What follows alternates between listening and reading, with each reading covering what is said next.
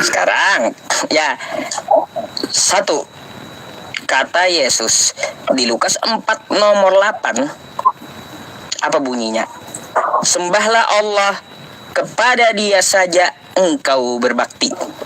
Sekarang saya tanya Anda nyembah siapa? Kita menyembah Bapa. Bukan Yesus. Dalam nama Yesus. Nah, kan nggak ada kayak gitu kata Yesus.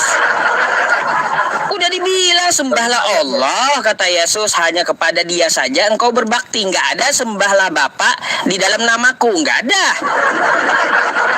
Itu ayatnya. Oh, macam mana pula? Lukas 4 nomor 8 tuh. Ayatnya kan jangan satu aja bang, itu harus diparalel dia. Oh, ya, itu percobaan di padang gurun, saya tahu. Dia ngomong sama iblis. Mau dibaca satu sekop bang, itu juga enggak berubah ayatnya.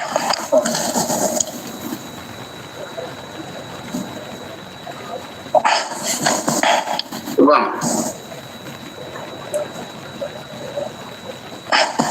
Ada Yohanes 14 ayat 11 bang. Apa Yohanes 14 ayat 11? Coba. Percayalah kepadaku bahwa aku ada di dalam Bapa. Aku ada di dalam Bapa dan Bapa di dalam aku. Ya. Terus? Sebesarnya satu. Jadi kita menyembah Bapa itu di dalam nama Tuhan Yesus Kristus. Oh, Yesus di dalam Bapa dan Bapa di dalam aku. Bukan itu yang saya tanyakan.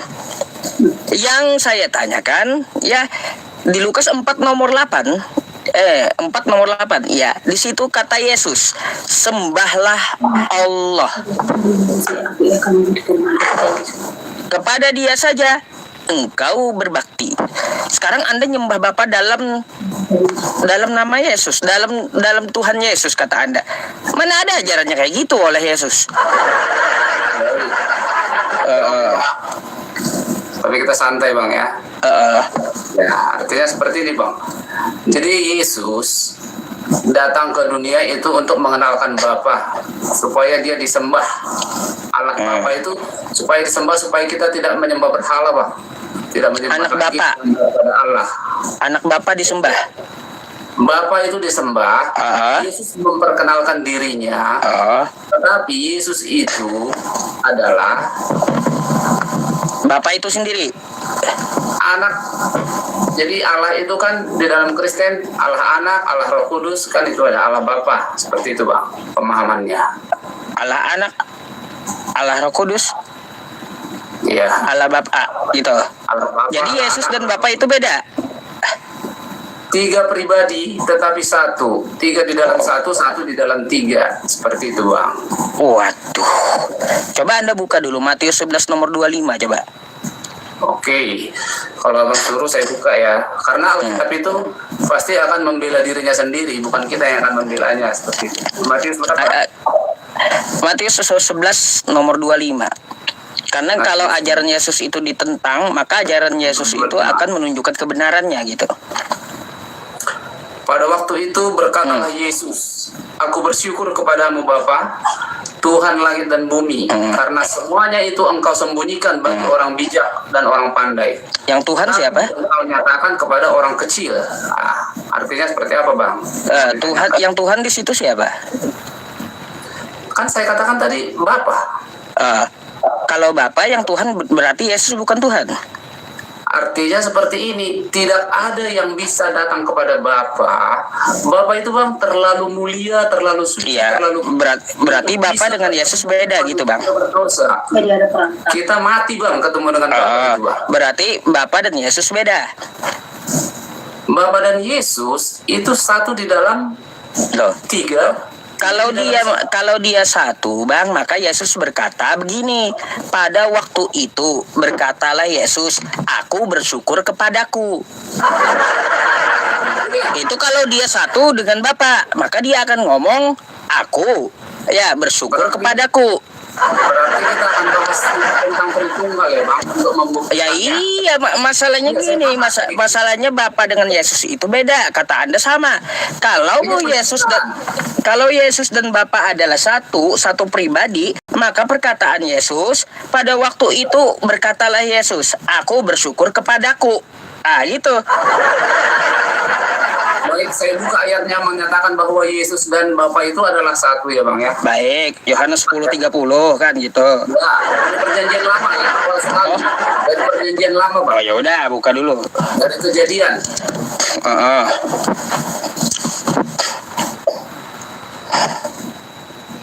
Masa teman-temannya, aku cinta aku. Aku cinta aku. Janggal kali gitu ya.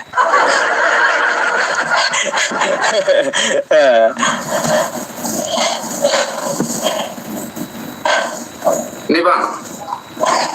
Gimana? Kejadian 1 ayat 26. Kejadian 1:26. Tahu saya. Berfirmanlah Allah, baiklah kita. Nah ini loh Bang. Ini dasarnya. Baiklah kita menjadikan manusia menurut gambar dan rupa kita.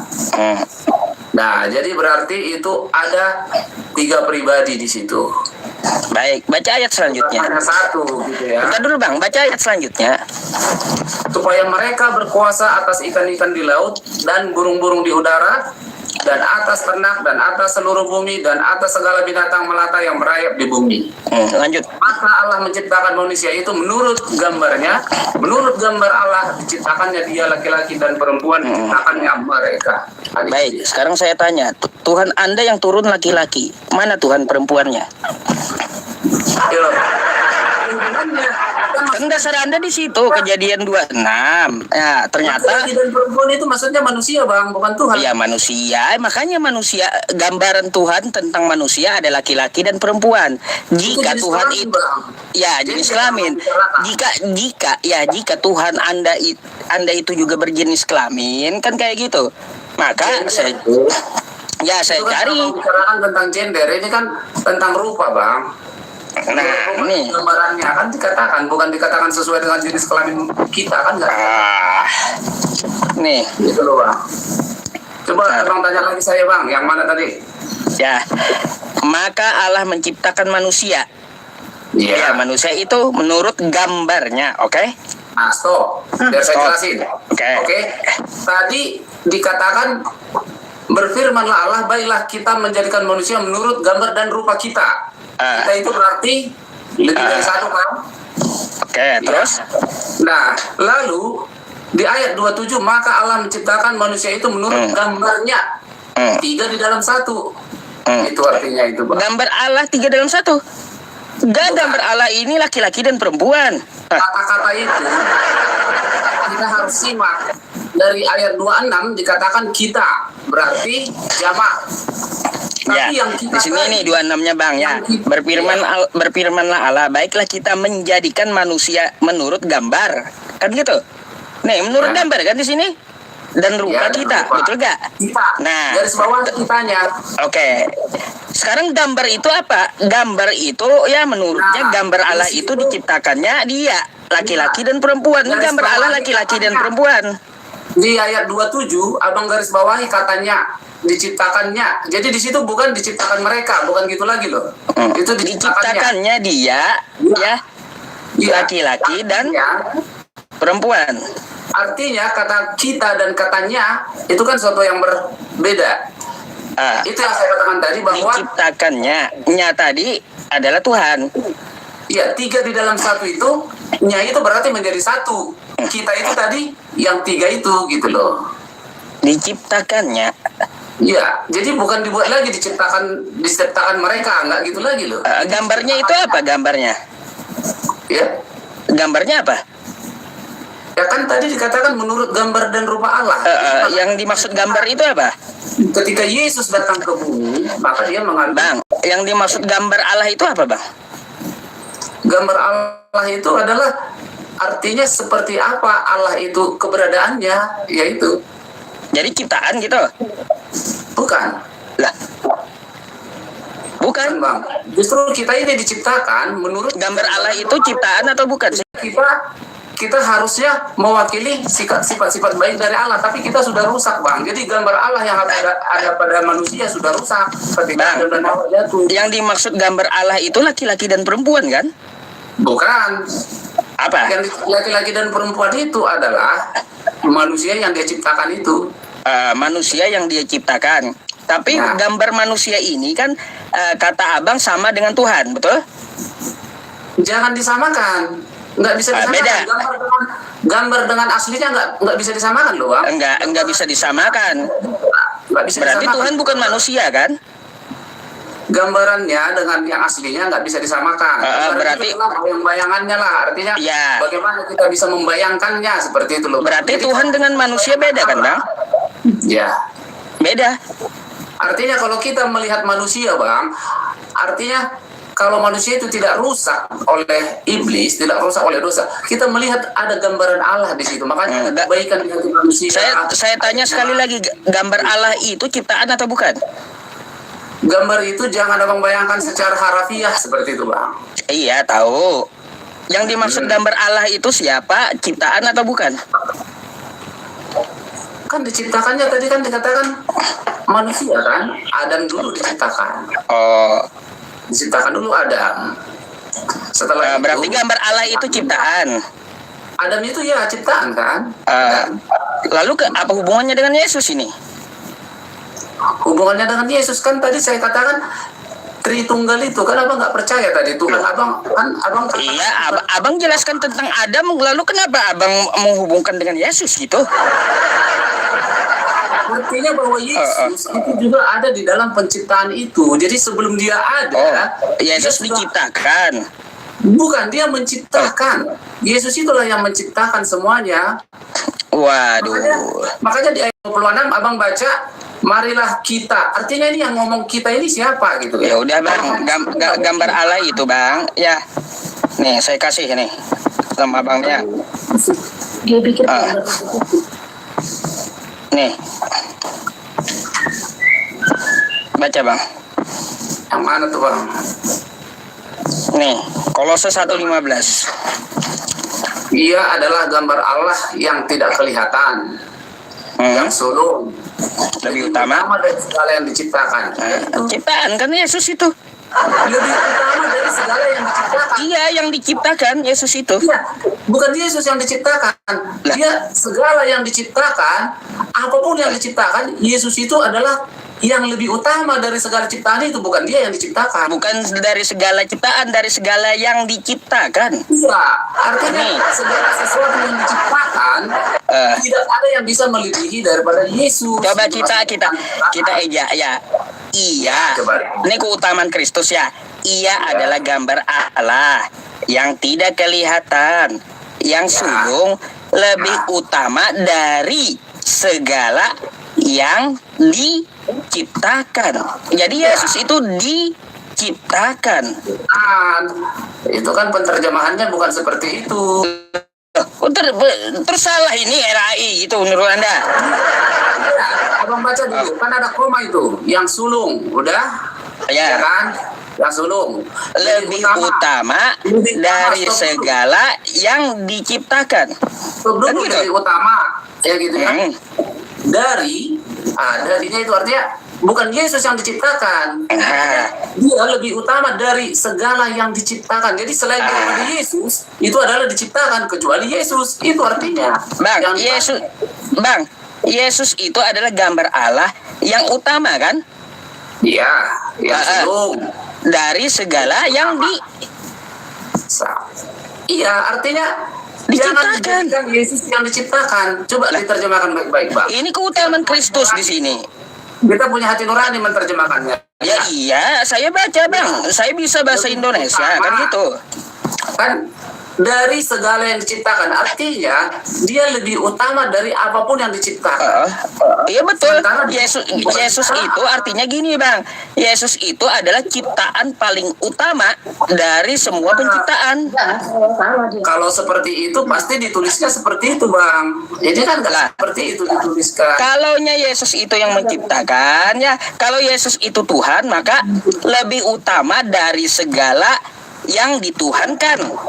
Bukan Kalaunya dari segala yang diciptakan berarti dia diciptakan. Kalau dia Tuhan maka kosakatanya Bang ya lebih utama dari segala yang dituhankan jadinya. Bukan. Emang yang dituhankan siapa aja? Ya kan Yesus. Yang dituhankan selain daripada Bapa gitu loh. Waduh. Mau lagi Bang ayat yang lain Yesus ciptaan. Ini kan perbedaan persepsi penanggapan ini ya Bang. Jadi Abang Ya sudah, satu lagi saya tunjukkan ya. Oke, coba. Bentar. Aduh. Udah jelas itu Didi. Bentar.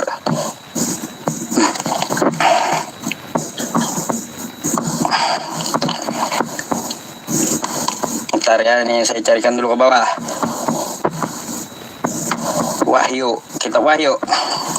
Wahyu boleh.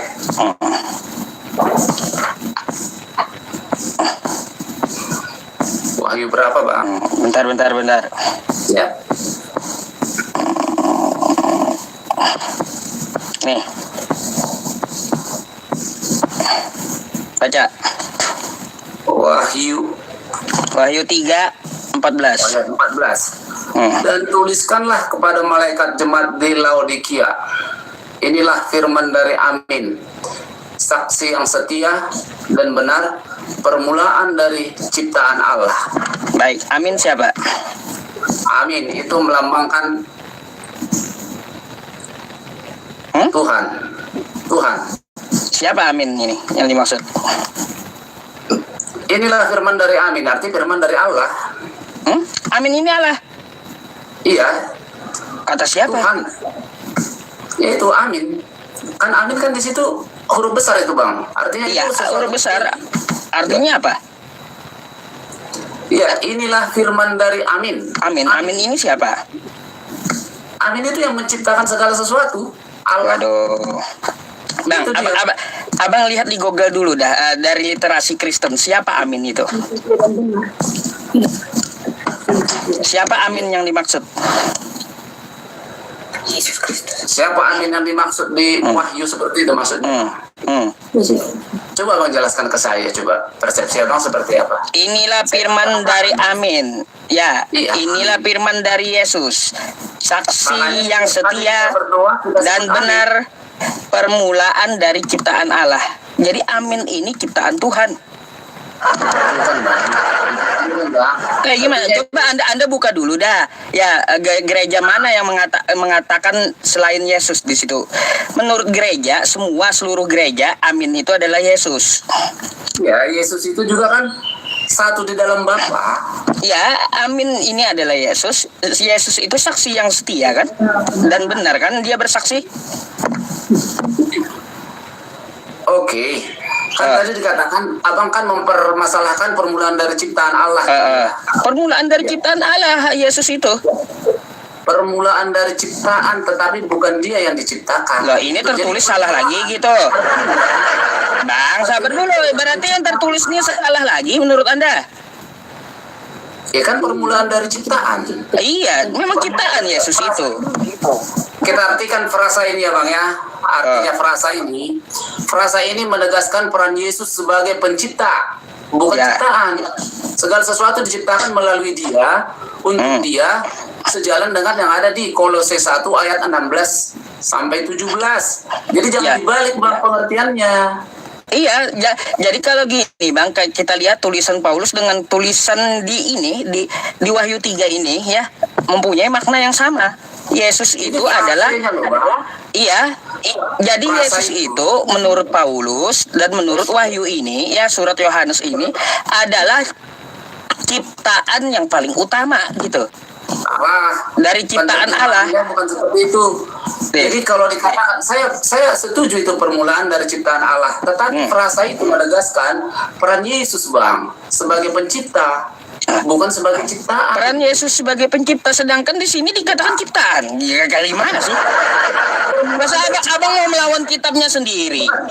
Bukan permulaan dari ciptaan, artinya kalau nggak ada Yesus nggak ada ciptaan, seperti itu loh. Ya, permulaan dari ciptaan Allah kan? Yang berperan menciptakan. Jadi kalau dia nggak ada, contohnya gini bang, saya kasih gambarannya nih ya. Permulaan adanya, kalau dikatakan permulaan adanya Google, ya kan? Berarti siapa yang menciptakan Google itu, gitu loh bang? Ya, permulaan adanya Google. Kenapa Iya, dengan Google? Kayak gimana?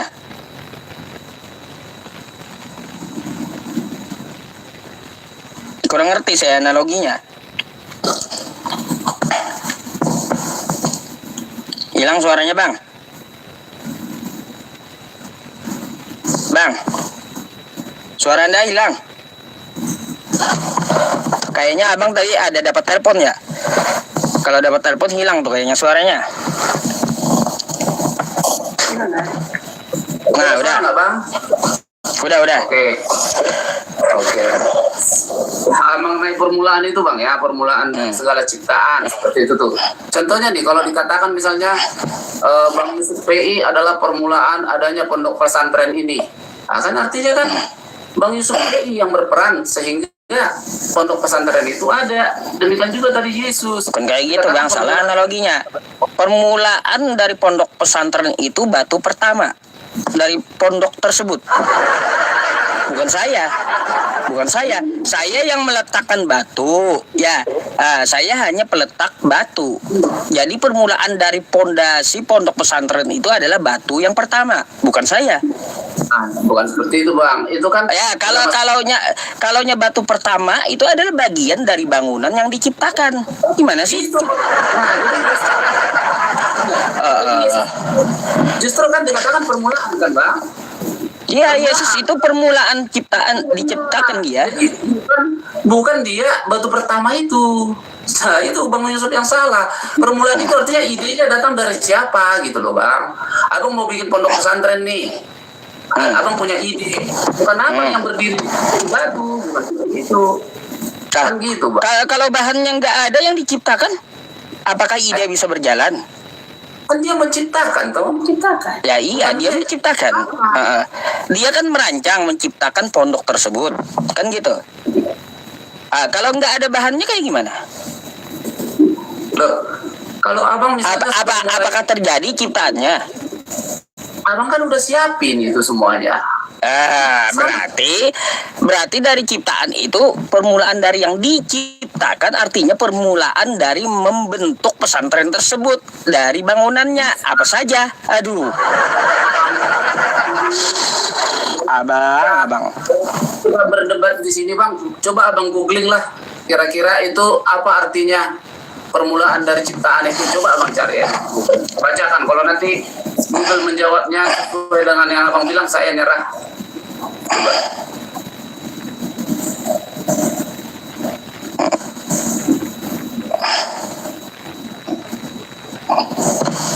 Nih, coba baca ya, menurut Google ya. Permulaan ciptaan berarti sumber atau asal dari segala ciptaan. Betul kan? Sumber dari segala yang diciptakan. Makanya kata saya, batu pertama pesantren itu sumber terbangunnya seluruh bangunan. Gimana sih? Permulaan dari ciptaan dapat diartikan sebagai sumber atau asal mula dari semua ciptaan. Sumber atau asal dari segala ciptaan. Nah, jadi bukan dia yang diciptakan, dia asalnya. Paham gak bang ini bang maksudnya? Sumber atau dari segala ciptaan. Jangan dipotong-potong, sumber atau asal. Kan gitu kan? Iya, asalnya apa? Pondok pesantren itu asalnya dari peletakan batu pertama. Lalu dibangun lagi sampai ke sana kemarinya kan gitu. Apa? Kalau abang nggak punya, kalau abangnya nggak ada. Sampai KBBI pun Anda salahkan berarti. KBBI ya mau Anda salahkan juga ya, nyerah saya kalau kayak gitu ya. Nyerah saya kalau KBBI pun Anda salahkan. Bukan bang, kan kita ini masalah persepsi bang. Artinya abang melihatnya juga benar dari persepsi abang gitu kan. Lalu dari persepsi saya sebagai orang Kristen, kan abang nih bahas dengan saya nih. Ya udah nih bang. Bang. Ini saya tunjukin satu website ya bang ya. saya jawab gitu bang. Wahyu 13 awal penciptaan Allah ya, Matngil, bukan dari situs Islamnya. Kita baca nih. Dan para pendukung pandangan ketiga memahami permulaan berarti bahwa Kristus adalah kepala atas ciptaan Allah. Iya, ciptaan Yesus itu menurut literasi Kristen nih. Ini ke literasinya. Iya. Itu benar. Jadi ya kata dia ciptaan Yesus itu. Kayak gimana? Bukan. Dia kepala. Jadi kalau gini nih misalnya nih bang, kalau dibilang nih misalnya saya bukan kepala daripada ciptaan ini nih, kamu jadi kepala di situ ya katanya. Ini ada ciptaan nih. Kamu adalah kepala dari semua ciptaan itu. Bukan berarti saya juga ciptaan. Salah analogi ya bang. Salah analogi. Analoginya kayak gini. Ya, saya menciptakan robot. Maka permulaan dari penciptaan robot itu saya ciptakan kepalanya. Baru tangan, kaki, perut, dan yang lainnya. Kepala tadi bagian dari ciptaan saya. Gimana sih? Kepala itu bagian dari ciptaan saya. Saya akan menciptakan robot. Dimulai yang utama, yang pertama saya ciptakan adalah kepala. Saya bikin dulu kepala robot, kan gitu. Baru saya bikin tangannya, kakinya. Kepala tadi menyatu dengan robot yang saya ciptakan. Gimana sih abang ini? Bukan harapnya itu. Artinya kepala itu adalah pemimpinnya. Dia yang paling tinggi di antara itu semua itu loh mas. Iya, meski bang gini aja, kalau Anda tetap kayak gitu, Pak Presiden Indonesia Pak Prabowo kan kayak gitu. Bagian dari Indonesia juga kan dia. Meskipun dia kepala negara. Kenapa saya tadi kurang ini. Pak Presiden Prabowo adalah Presiden Indonesia. Kan gitu. Ya. Apa presiden tersebut bagian dari Indonesia juga kan? Iya betul. Ya udah. Meskipun beliau kepala negaranya, tetap beliau bagian Indonesia. Gimana sih? Kecuali beliau di luar negeri ya, bagian dari luar negeri. Panjang kita nggak dibahas tentang kepala loh bang. Yang dibahas tadi itu kan permulaan tentang ciptaan. Iya, permulaan ciptaan itu awal diciptakan Yesus, baru langit, bumi, ceritanya kan gitu. Awal dulu Yesus diciptain, habis itu langit dan bumi. Atau kalau memang abang kan ini punya data nih, baik itu di Bible kami gitu ya. Coba tunjukkan ke saya datanya bahwa Yesus itu diciptakan. Coba kata-katanya atau ayat berapa gitu. Kolose tadi bang, Anda buka dulu Kolose 1:15 tadi, baca ayat selanjutnya. Diciptakan itu ya. Kalau nggak ada diciptakan berarti Allah nggak ada. Kolose 1 berapa tuh bang? 15:16 tadi. Kolose 1 ayat 15. Karena dalam 16. diciptakan. Karena di dalam dialah telah diciptakan segala sesuatu. Kan dia diciptakan segala sesuatu. Bukan Iya. dia yang diciptakan gitu loh Pak. Iya. Dari gambaran siapa itu? Yang ada di surga dan yang ada di bumi, yang kelihatan dan yang tidak kelihatan, baik singgasana maupun kerajaan, baik pemerintah maupun penguasa, segala sesuatu diciptakan oleh siapa? Dia itu Di dalam gambaran, di dalam siapa itu tadi? dalam gambaran Allah tadi bang, ayatnya 15-nya. Gimana sih? Di situ berawalnya ia adalah gambar Allah, tidak kelihatan, yang sulung lebih utama dari segala ciptaan. Artinya Allah menciptakan Yesus dulu. Terus karena di dalam penciptaan gambar Allah tadi, dia menciptakan segala sesuatu yang ada di sorga dan ada di bumi. Makanya Anda merujuk ke Kejadian, bukan Yesus yang menciptakan, tapi Allah. Gimana sih? Jadi di sini ya Kolose 1:15 awal Tuhan membentuk Yesus dulu gitu. Jadi Yesus yang paling utama, yang sulung, dia baru menciptakan langit dan bumi. Itu maksudnya. Silakan Anda buka Kejadian 1 ya, pasal 1 sampai 1 perikop gitu.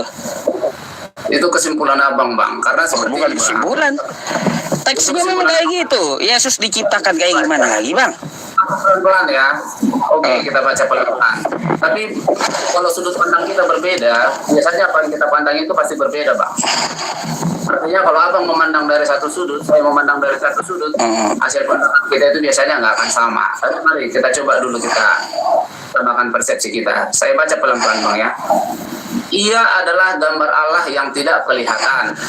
Gambar Allah bukan ciptaan katanya ya. Bukan bilang ia adalah ciptaan Allah gitu ya.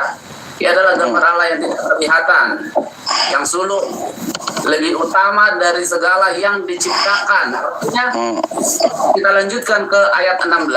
Karena di dalam dialah telah diciptakan. Di dalam dia telah diciptakan, bukan dia diciptakan. Yang ada di surga dan seterusnya dan seterusnya. Dan terakhirnya, segala sesuatu diciptakan oleh dia dan untuk dia. Nah, jadi ini kenapa harus dibantah gitu? Oleh dia dan untuk dia. Jadi kalau kita nurani menerjemahkan ini, beda Bang dengan kita memang sudah punya niat untuk menentangnya, itu beda. Ya kalau saya sih baca tekstualnya, Bang. Kitab Anda mengatakan kayak gitu. Karena dari dia pasti menentang. Oke Bang, gini aja dah, kita nggak akan ketemu di sini. Coba Bang tanya yang lain lah. Tadi kenapa presiden itu disebut sebagai pembangkang? Gitu. Baik, kita bahas judul ya. Baik, kalau bahas judul ya Bang ya, kenapa saya mempertanyakan Kristen membangkang Yesus? Menurut Anda tidak membangkang gitu? Justru kita ini kan Bang, kenapa kita mau menderita, kenapa kita mau dihina gitu ya kan? Baik. Kita mau berbagian di dalam penderitaan Yesus, kita membangkang seperti itu. Contohnya seperti ini kan, saya ini ribuan kali diolok-olok nih di komen Abang nih. Tapi kan itu nggak jadi masalah. Baik, satu. Tadi Lukas 4 nomor 8, sembahlah Allah. Anda sembah Allah nggak? Iya. Menyembah Allah. Sembah Yesus. Oh, artinya seperti ini Bang. Menyembah Allah itu artinya menyembah di dalam Yesus. Kalau kita sudah mengenal Yesus, salah berarti Abang. Yesus nggak ada berkata kayak Abang. Kata Yesus sembahlah Allah, itu aja. Bukan berkata Yesus sembahlah Allah yang ada dalam diriku, enggak. Percayalah kepada aku karena aku berasal dari Bapa. Bapa ada di dalam aku ada di dalam Bapa. Itu artinya justru itu makanya dibunuh sama orang Israel. Kalau nggak ada perkataan itu, Yesus akan dibunuh seperti itu. Jadi aku dan Bapa adalah satu gitu maksudnya. Ada ayatnya itu. Kalau aku dan Bapa adalah satu, Anda memakai bantahan itu kepada saya, murid-muridnya juga satu dengan Bapa masalahnya. Enggak lah, kan ketika Yesus dibaptiskan itu ada suara dari langit tuh. Ketika dibaptis sama Yohanes Pembaptis, hanya kepada satu pribadi ini ada suara itu datang, suara dari Bapa Surgawi. Ya udah, kita nanti kemana-mana. Baik, kalau sembahlah Allah ya, saya tanya sekali lagi, Anda menyembah Allah nggak? Yesus nggak ada mengatakan menyembah itu melalui dia nggak, tapi jalan melalui dia, bukan menyembah melalui dia. Ada. Gimana? Itu ayatnya ya. Sembahlah Allah. Sekarang Anda nyembah siapa? Kepadaku. Artinya percayalah kepadaku itu artinya bahwa kita akan menyembah dia karena kita percaya kepada dia berasal dari Bapa, kita sembah dia, artinya bahwa itu jalan menuju kepada Bapa. Kita nggak akan kenal Bapa Bang. Kami nggak akan ya sudah, saya ganti lagi dah, saya ganti lagi. Yang kedua, ya, Yesus bersunat di hari ke-8. Anda? Ya, Yesus bersunat, benar. Anda sunat nggak? Enggak Bang, nggak sunat lagi kita. Kan beda. Ada penjelasannya itu. Kalau kita mau jelasin bisa aja kenapa kita nggak bersunat lagi. Berarti Anda nggak meniru Yesus. Secara pribadi, kalau kita ikutin semuanya itu budaya dari orang Israel, budaya dari orang Yahudi bersunat itu. Tetapi kami orang Kristen itu Bang, bukan lagi mengenai hal-hal fisik. Artinya bersunat itu bagi kami adalah bersunat hati kita Bang yang disunat. Jadi perjanjian lama itu usang gitu maksudnya.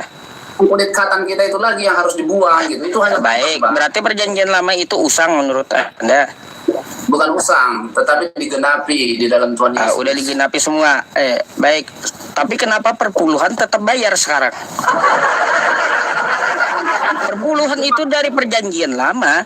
Katanya sunat udah digenapi, perjanjian lama itu udah digenapi. Tapi kenapa masih bayar perpuluhan? Oke, kita bahas sedikit nih. Artinya perjanjian di dalam hukum-hukum Taurat, di kami ada hukum Taurat itu mulai dari perintah pertama sampai perintah 10 itu ya, yang paling utama itu Bang. Oke, ya saya nggak bahas 1 sampai 10 itu. Yang saya bahas tentang masalah perpuluhan. Perpuluhan itu hanya untuk suku Lewi di perjanjian lama. Kata Anda perjanjian lama udah digenapi. Lalu kenapa pendeta masih tarik perpuluhan coba? Jelasin ya. Kalau masalah yang sakit-sakit udah digenapi. Tapi kalau masalah yang duit-duit, meskipun perjanjian lama tetap pakai gitu. Aduh. Tenang Bang Yusuf. Ya silakan Anda jelaskan lah. Gini nih. Kan kalau perpuluhan itu dari kerelaan hati kita. Itu nggak dipatok. Harus kalau perpuluhan itu harusnya kan 10%. Saya nggak membahas nominal ya, terserah aja. Yang saya bahas perpuluhannya.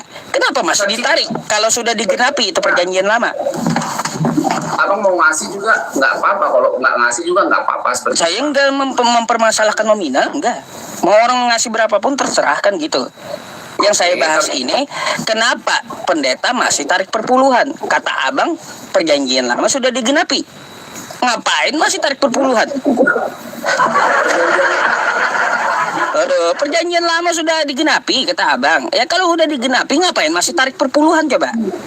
saya mau jawab, abang nggak bisa saya ngomong. Silakan ngomong gitu.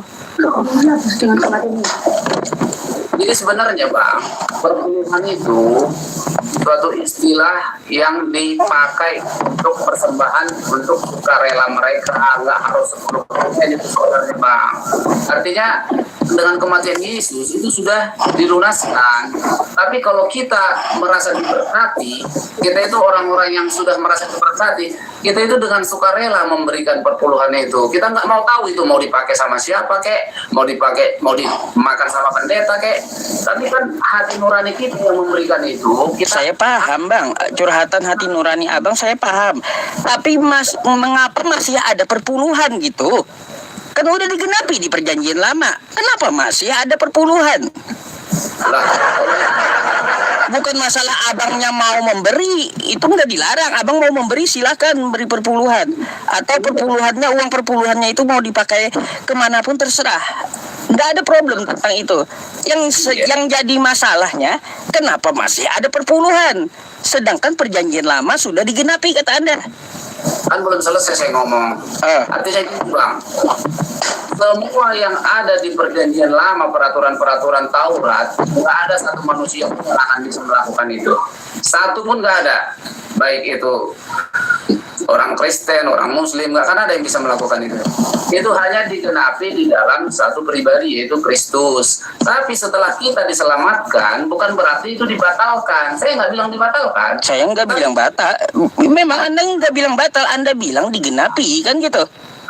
Nah, dan ketika kita diselamatkan sebagai orang yang percaya kepada Yesus, kita akan dibawa lagi Bang untuk menaati segala yang ada di Taurat itu. Tetapi itu tidak akan mungkin, itu hanya untuk mengingatkan kita akan dosa-dosa kita. Seandainya pun dikatakan sesuci apapun kita Bang yang kita lakukan di dunia ini, tidak akan bisa melakukan itu, tidak akan taat. Lalu apa hubungannya dengan perpuluhan Bang? Kenapa masih ada gitu? Kalau perpuluhan itu Bang, saya bilang itu bagian dari apa yang bisa dikerjakan di gereja untuk kepentingan apa dan sebagainya. Yang mungkin istilah itu nggak dipakai semua gereja toh Bang, nggak semua gereja juga. Kan perpuluhan itu dari perjanjian lama, kenapa masih dipakai juga? Katanya udah digenapi. Nggak semua gereja, itu ada beberapa denominasi. Saya nggak mempermasalahkan beda-beda denom. Ya kan, Anda tahu sendiri, Anda ada perpuluhan gerejanya. Dasarnya dari mana? Sedangkan perjanjian lama udah tergenapi. Sudah dijelaskan sih. Kan tadi sudah saya jelasin tadi Bang. Artinya kita tidak membatalkan, Yesus tidak membatalkan. Abang bilang nggak batal, kan saya sepakat nggak batal. Nggak. Nggak batal. Jadi mana yang dianggapnya itu untuk bisa membawa kepada hal-hal yang baik, itu akan dilakukan. Tetapi mana yang tidak perlu dilakukan, yang nggak perlu dilakukan gitu loh Bang. Jadi artinya bukan dilarang Ya. untuk dilakukan. Kalau saya mau sunat juga bisa loh Bang. Banyak orang Kristen yang disunat. Ya, itu masalah sunat berlalu, perpuluhan yang saya bahas. Oke. Perpuluhan itu seperti apa yang Abang maksud?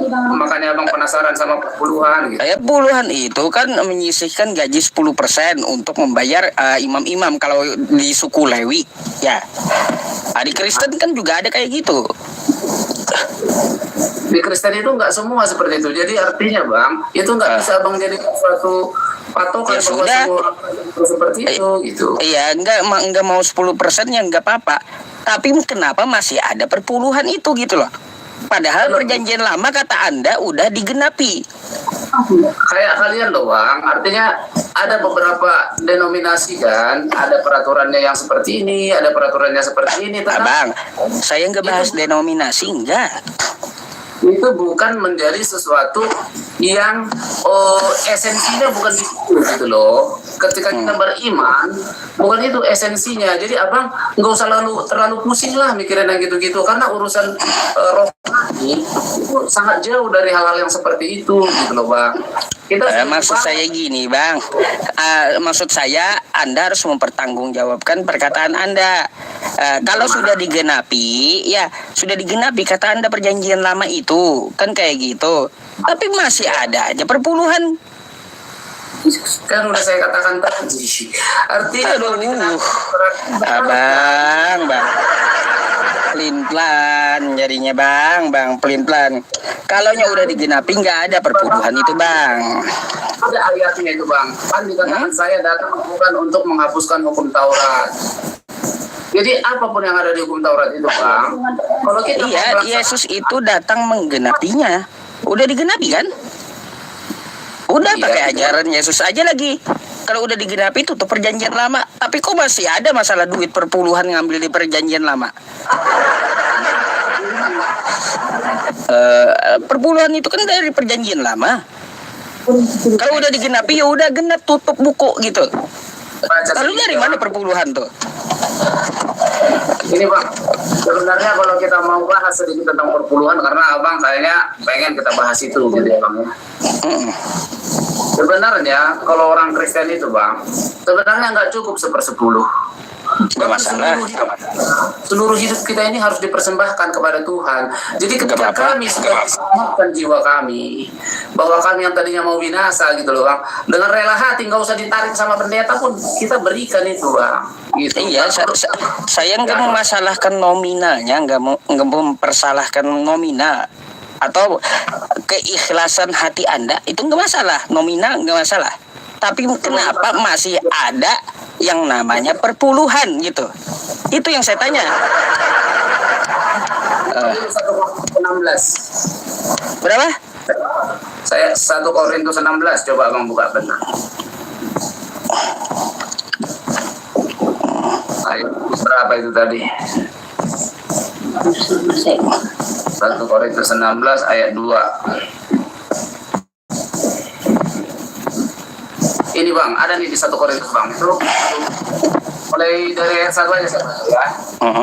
Tentang pengumpulan uang bagi orang-orang kudus, itu ya. Hendaklah kamu berbuat sesuai dengan petunjuk-petunjuk yang kuberikan kepada jemaat-jemaat di Galatia. Yang keduanya, pada hari pertama dari tiap-tiap minggu, hendaklah kamu masing-masing sesuai dengan apa yang kamu peroleh. Kan saya bilang tadi kan, menyisihkan sesuatu dan menyimpannya di rumah, supaya jangan pengumpulan itu baru diadakan kalau aku datang.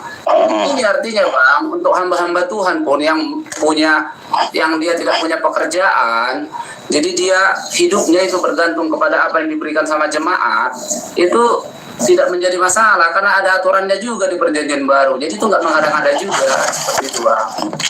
Pada hari pertama dari tiap-tiap minggu kan gitu. Kamu masing-masing dengan apa yang kamu peroleh menyisihkan sesuatu yang dan menyimpannya di rumah supaya jangan pengumpulan itu baru diadakan kalau aku datang. Maksudnya kayak gimana? Itu tulisan siapa? Kalau abang bisa tahu itu kira-kira tulisan siapa? Paulus.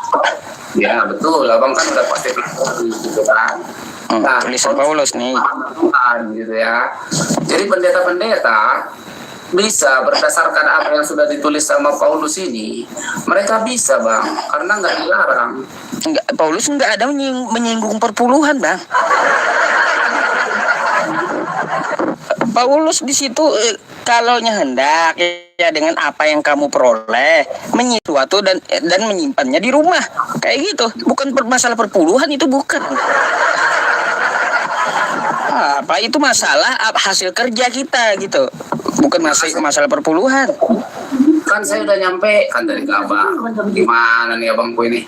Pada hari pertama dari tiap-tiap minggu kan gitu, hendaklah kamu masing-masing sesuai dengan apa yang kamu peroleh. Jadi kita peroleh seminggu itu kan sesuai dengan kita peroleh ya, menyisihkan sesuatu dari yang diperoleh dan menyimpannya di rumah. Nggak ada hubungannya dengan perpuluhan. Saya nih penghasilan saya seminggu misalnya, gimana? Seminggu saya sisihkan, lalu penghasilan saya seminggu lagi saya sisihkan. Begitu hamba Tuhan perlu kan itu masuk bantuan untuk jemaat di Yerusalem tentang pengumpulan uang bagi orang-orang kudus. Hendaklah kamu berbuat sesuai dengan petunjuk-petunjuk yang kuberikan kepada jemaat-jemaat di Galatia, kata Paulus. Pada hari pertama dari tiap-tiap minggu, hendaklah kamu masing-masing, ya ini tiap minggu masing-masing, sesuai dengan apa yang kamu peroleh, menyisihkan sesuatu dan menyimpannya di rumah. Apa hubungannya dengan perpuluhan? Kata Paulus, ya kalau kamu mencari nafkah ya atau simpan di rumah ya, sedikit disisihkan. Kan kayak gitu. Karena seperti itu bang, jadi kita itu nggak dosa bang kalau kita ngasih 1/10, mau nggak 1/10, itu kan istilah yang dipakai mereka itu persepuluhan gitu. Tapi itu ya katanya udah digenapi masih dipakai juga. Heran saya bang. Kita cari topik lain loh bang. Kan itu nggak dilarang, kecuali kalau dilarang janganlah kamu kumpulkan. Itu baru. Saya tahu. Artinya apa? Artinya perjanjian lama masih Anda pakai kalau menguntungkan. Yang sakit-sakit dari perjanjian lama itu nggak mau Anda kerjakan. Contoh sunat. Bukan nih sunat hati nih, bukan sunat kulub. Satu. Sunat hati doang, bukan sunat kulub. Kan kayak gitu. Dikerat kulit khatatnya. Yang enak-enak baru kalian ambil. Yang sakit seperti sunat tuh ya, burungnya sakit tuh ya, disunat kelebihan apa burungnya, kelebihan kulit disunat sakit tuh ya, nggak ada. Yang ada hanya sunat hati diganti. Jangan salah bang, sunat itu nggak dilarang, banyak juga orang Kristen yang disunat. Wah, abang nggak tahu Paulus melarang sunat. Paulus melarang sunat bang. Tidak, tapi dia bilang, kalau kamu bersunat, janganlah kamu merendahkan orang yang tidak bersunat. Salah. Nah, seperti jika itu. kamu menyunatkan diri, kata Paulus, maka Yesus nggak berguna untuk Anda. Itu buat orang-orang yang bukan Yahudi. Tapi kalau itu kata Paulus. Itu buat jemaat yang ada di pelayanan dia, yang di luar Yahudi. Dia melayani. Kalau kagak sunat, ya kalaunya kalian sunat ke Paulus, Kristus itu tidak berlaku untukmu, tidak berguna, sia-sia gitu. Itu yang tadi saya bilang. Artinya kita itu esensinya bukan lagi di hal-hal yang jasmani. Makanya saya bilang kalau perjanjian lama sakit ya diganti jadi sunat hati. Ya. Terus ya kalaunya yang dari perjanjian lama korban bakaran enggak lagi ya, karena udah Tuhan yang dikorbankan kan. betul bang, itu memang artinya itu. Jadi mau enaknya aja, tapi masalah perpuluhan masih nyangkut teman-teman dari perjanjian lama. Kalau yang enak diambil dari perjanjian lama, kalaunya yang sakit-sakit, itu udah digenapi gitu.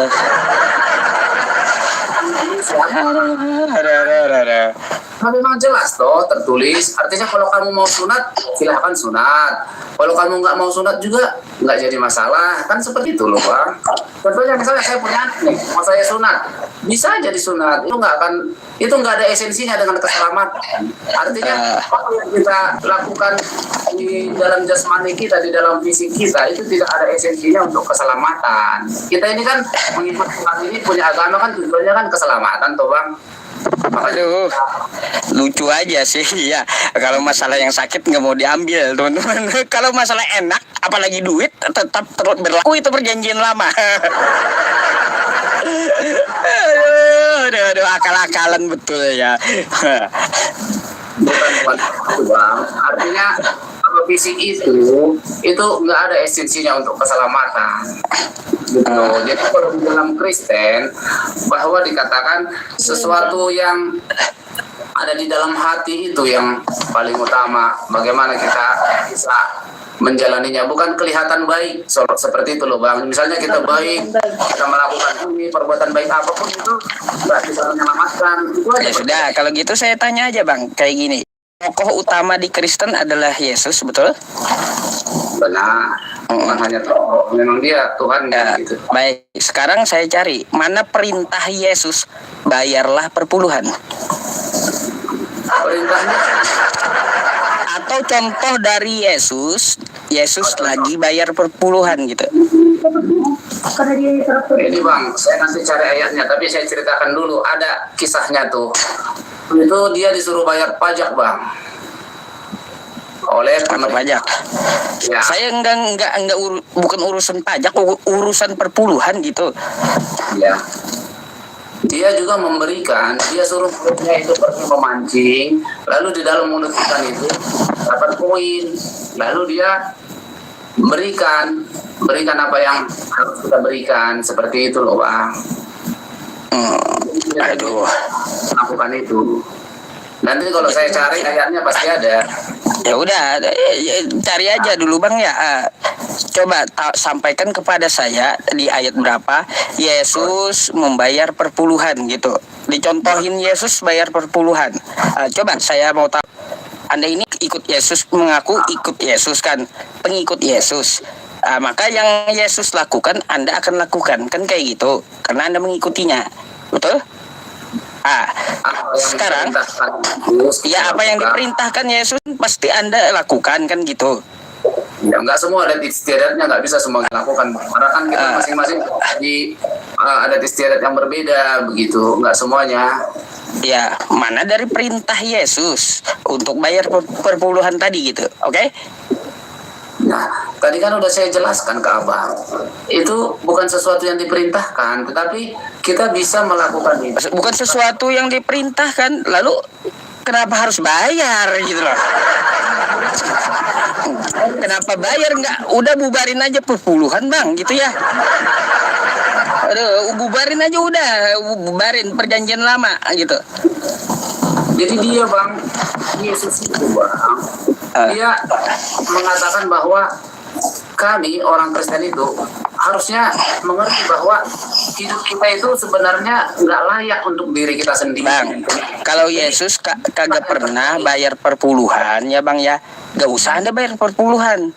Nah, berarti topik bang udah beda lagi, nanti harus kan Anda mengikuti Yesus. Kalau Anda membangkang Yesus, ya berarti Anda bayar gitu perpuluhan. Yesus aja nggak pernah bayar perpuluhan, nggak ngajarin perpuluhan gitu. Semua itu bang, itu nggak diwajibkan, nggak harus bayar perpuluhan, nggak semua gereja itu. Ya sudah, lanjut next ya. Next nih. Boleh. Ya, masalah babi pula. Oke, babi. Yesus tidak pernah mencontohkan makan babi. Abang makan nggak? Sebenarnya saya nggak bisa makan dulu bang, soalnya kalau saya makan itu lambung saya ini nggak nyaman, saya mual bang. Waktu itu ya. Jadi nggak semua orang Kristen juga makan babi. Seperti ini dia. Kalau kita mau makan babi, boleh. Kalau nggak makan babi, lebih bagus. Artinya kalau kita nggak makan babi, itu lebih bagus bang. Tapi Ya, terus? kalau kamu harus makan babi, itu kan seperti saya bilang tadi, itu bukan yang masuk ke dalam tubuh jasmanimu yang akan menajiskan kamu, tetapi apa yang keluar dari dalam hati. Bicara tentang apa itu Yesus? Tentang makanan kah? Ya, artinya kan ada lagi, Petrus itu disuguhkan dia nanti di situ sesuatu yang najis gitu ya, sesuatu yang tidak bisa dimakan. Nah, lalu ada perintah dikatakan makan, seperti itu ya Bang ya. Nah, tetapi intinya yang mau disampaikan bahwa orang Kristen itu nggak boleh. Imamat 11 nomor 7, babi itu haram. Iya, memang haram. Segala hewan yang tidak berkuku belah itu haram semuanya, Bang. Oh, karena perjanjian lama udah nggak dipakai lagi gitu. Bukan. Terus gimana? Bingung saya, kok nggak masih dipakai? Kalau masih dipakai, coba buka Imamat 11 nomor 7. Boleh. Saya juga bukan orang yang sudah paham banget semuanya, tapi saya akan coba jawab ya, Bang ya. Imamat berapa, Bang? 11 nomor 7. Iya, itu udah pasti itu larangan. Apa yang dilarang di Yahudi itu biasanya dilarang juga di Muslim. Makan makanan.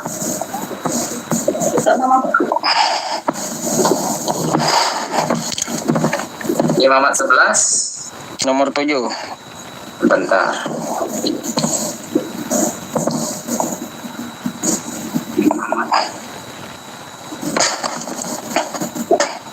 Gimana Mama baca? Imamat 11 nomor 7. Demikian juga babi hutan, karena memang berkuku belah.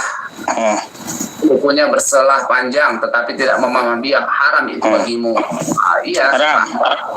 Haram-haram pasti anjing, semuanya itu haram. Ya, kenapa abang makan? Kenapa abang makan? Udah tahu haram. Kan saya udah jelaskan tadi Bang. Ada perintah Tuhan Yesus yang mengatakan bahwa apa yang masuk ke dalam tubuhmu itu akan dikeluarkan lagi di jamban. Bukan itu yang membuat kamu nanti menjadi najis. Itu loh Bang. Kalau di ajaran kita itu perbedaannya. Kalau di ajaran Abang kan apa yang kita makan itu bisa. Gak ada Yesus di situ ngomong masalah makanan Bang. Apa yang masuk ke mulut itu? Ada, kita cari nih. Akan dikeluarkan kan katanya.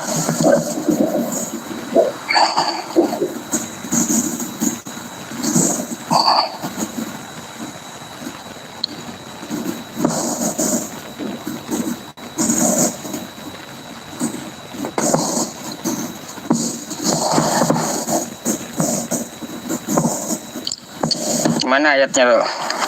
Sabar ya Bang, bentar.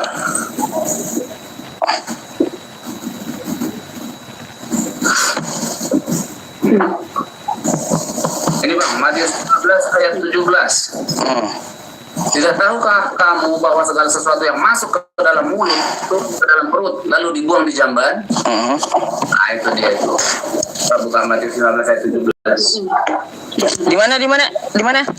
Matius 15 nomor 17 sampai 19. Tidak tahukah kamu bahwa segala sesuatu yang masuk ke dalam mulut turun ke dalam perut lalu dibuang di jamban? Tetapi apa yang keluar berasal dari hati itulah yang menajiskan orang. Coba Anda Bang ya baca dari atas. Itu. Di situ tentang orang munafik, bukan tentang makanan. Kayak gimana sih Bang? Di situ tentang orang yang berkata munafik gitu. Kan nggak membahas makanan Bang, tapi Abang yang membahas makanan. Kenapa? Ya iya, kenapa Anda malah bahas yang saya bahas itu masalah babi yang dimakan, bukan masalah orang munafik. 15 ayat 17 16 ya. 15 ayat 16. Nih, saya baca sampai ke atas Abang suruh ya. Iya. Bentar. Enggak dari 8 aja gitu. Dari 7. Tentang orang munafik tuh. Dari 7. Hai orang-orang munafik, benarlah nubuat Yesaya tentang kamu. Baca.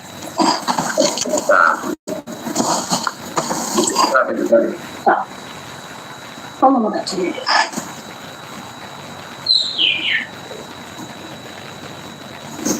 Matius 15 ayat 17. Abang minta dari ayat 8 ya. Bentar saya baca. Udah 8 sampai 11 aja nggak apa-apa juga. Bangsa ini memuliakan aku yang itu bukan? Matius 15 kan? Iya, ayat ke nomor berapa? 7 sampai 11. Hai orang-orang munafik, benarlah nubuat Yesaya tentang kamu. Bangsa ini memuliakan aku dengan bibirnya, padahal hatinya jauh daripadaku. Percuma mereka beribadah kepadaku, sedangkan ajaran yang mereka ajarkan ialah perintah manusia. Lalu Yesus memanggil orang banyak dan berkata kepada mereka, dengar dan camkanlah. Nah ini intinya bang. Bukan yang masuk ke dalam mulut yang menajiskan orang, melainkan yang keluar dari mulut. Itulah yang menajiskan orang. Itu ya, artinya seperti ini bang. Saya jelaskan ya. Ada bahas makanan Yesus nggak ada kan? Nggak ada di situ Yesus bahas makanan. Yesus di situ bahas orang munafik, gitu. Artinya orang munafik itu seperti ini bang. Orang munafik itu. Masalahnya gini bang, saya nggak mempermasalahkan orang munafik. Yang saya permasalahkan kenapa babi masih dimakan gitu. Loh, itu tadi jadi artinya di sini kesimpulan. Karena abang bawa ayat ini sebagai alasan, ya sebagai alasan abang Yesus katanya memerintahkan makan babi. Dengan ini ya jawaban abang apa yang masuk ke mulut tidak menajiskan. Setelah kita buka ayatnya ya bukan tentang masalah makanan, tapi tentang orang munafik.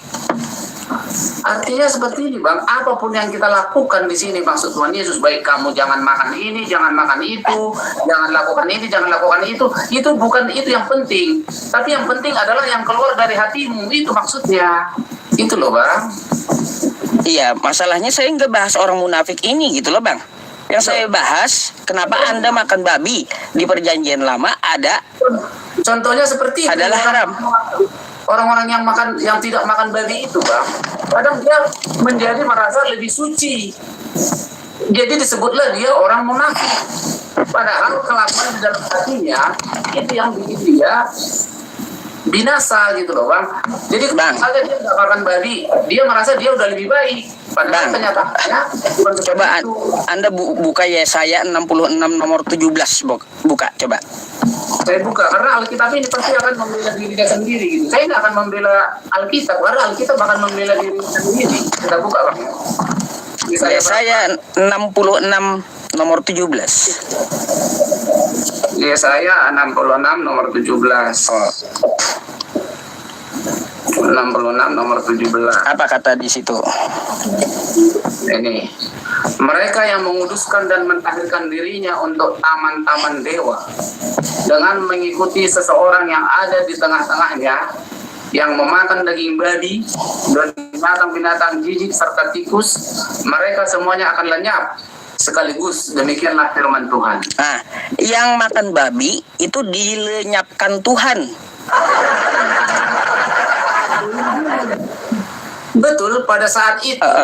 Karena itulah peraturannya. Tetapi ketika tadi Yesus sudah datang, kan sudah dikatakan ketika Yesus datang, makanya segala sesuatu itu bisa disempurnakan ya, bahwa bukan itu lagi yang utama.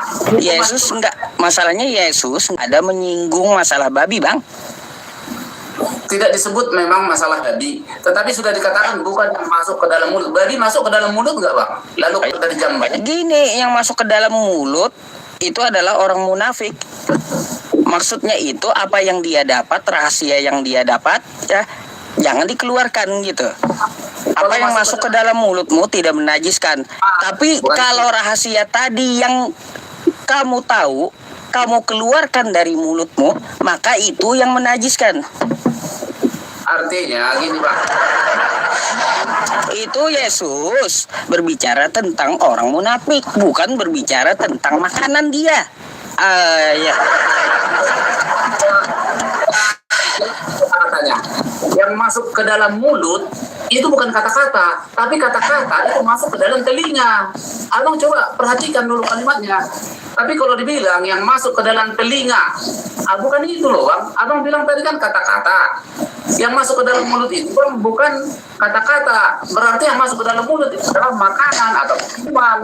Tapi kalau perkataan, bukan dikatakan perkataan itu masuk ke dalam mulut dia, bukan. Tapi ke dalam telinganya. Jadi ini berkaitan dengan sesuatu yang dilakukan orang-orang dunia yang mengatakan dirinya kudus, suci kalau dia tidak melakukan itu, kalau dia tidak makan darah, kalau dia tidak makan babi. Itu yang dikatakan orang-orang munafik, padahal hatinya jahat. Itu loh bang. Heran saya, padahal di situ Yesus nggak ada menyinggung masalah babi. Tiba-tiba ayat itu dipakai untuk pembenaran makan babi. Iya, yang Yesus ini ya teman-teman, nih kalau teman-teman percaya ya, Yesus ini ya teman-teman ya nih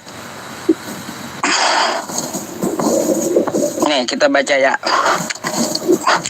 Hai orang-orang munafik, kata Yesus, benarkah nubuat Yesaya tentang kamu?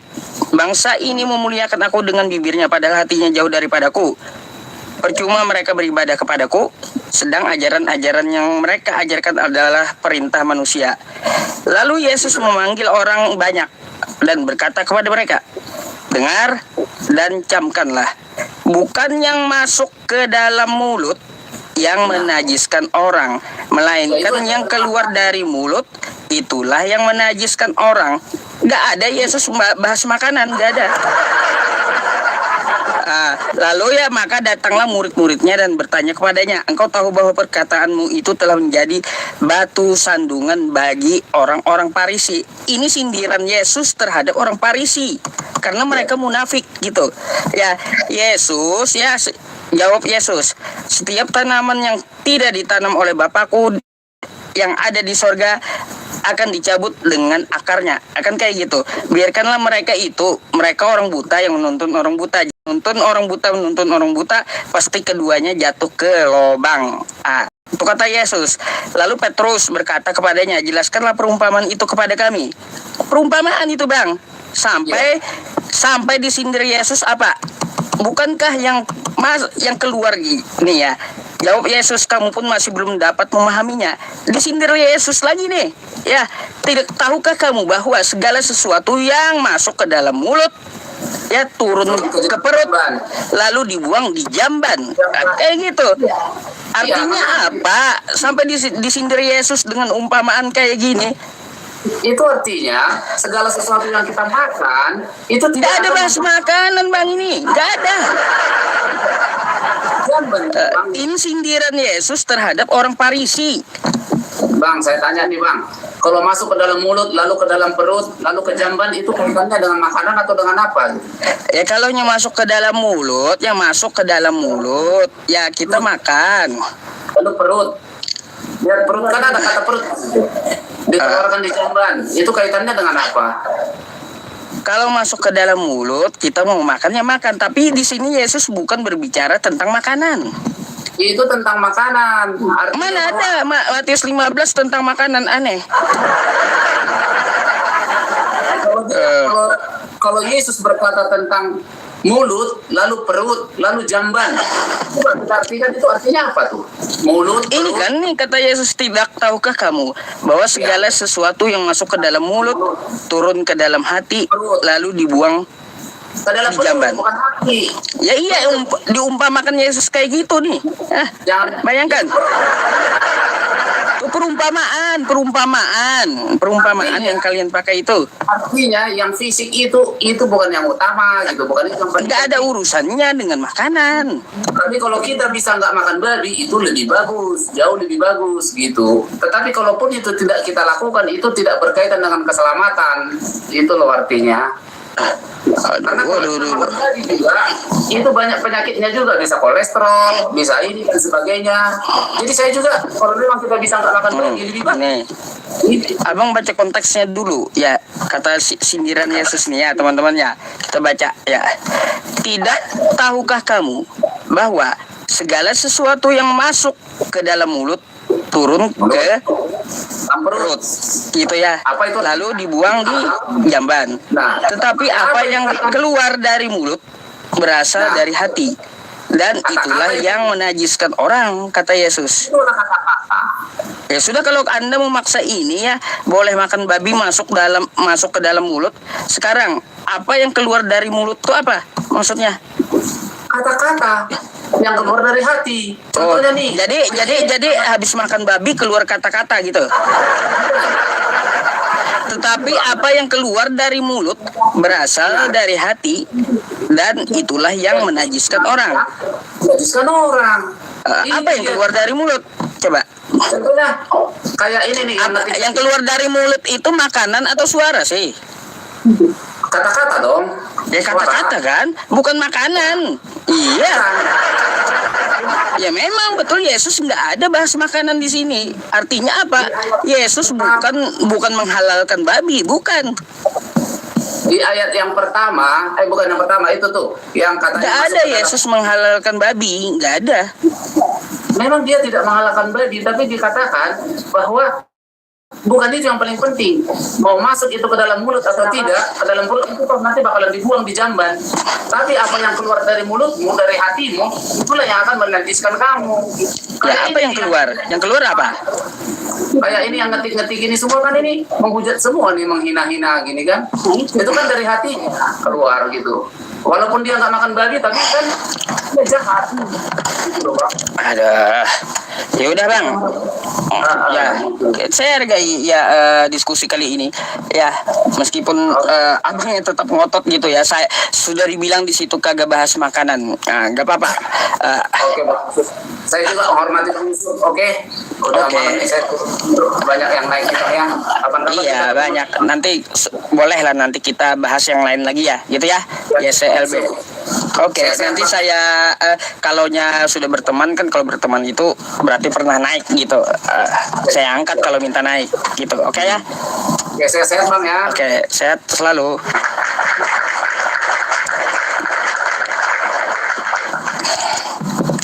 Aduh, muter beliau.